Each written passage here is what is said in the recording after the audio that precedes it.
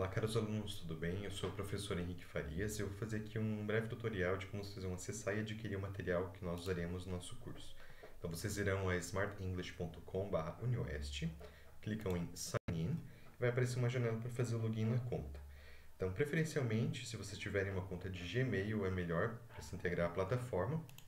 Ok. Vocês vão fazer o login na conta de vocês. Caso não tenham Gmail, vocês podem tentar com algum outro servidor e pode dar certo, né? Então, vocês podem tentar. Assim que vocês fizerem o login na conta de vocês, se tiver dado tudo certo, vocês verão a imagem de vocês aqui nesse canto, vocês virão em Classes em seguida e clicarão em Join a Class. Aqui vocês vão ser pedidos para colocar o Class Code. Esse Class Code é o mesmo que eu mandei junto no nosso grupo de WhatsApp.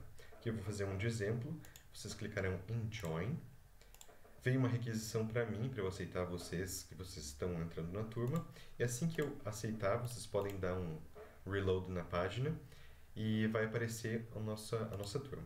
Então, nesse exemplo aqui, quando vocês entram na turma pela primeira vez, aparece os links para fazer a compra do material. Vocês podem usar cartão ou boleto.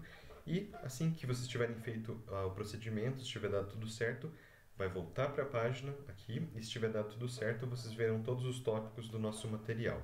Okay? Caso você tenha algum problema, alguma dúvida, podem mandar uma mensagem no nosso grupo perguntando para eu ajudar vocês. Ok? Então, muito obrigado.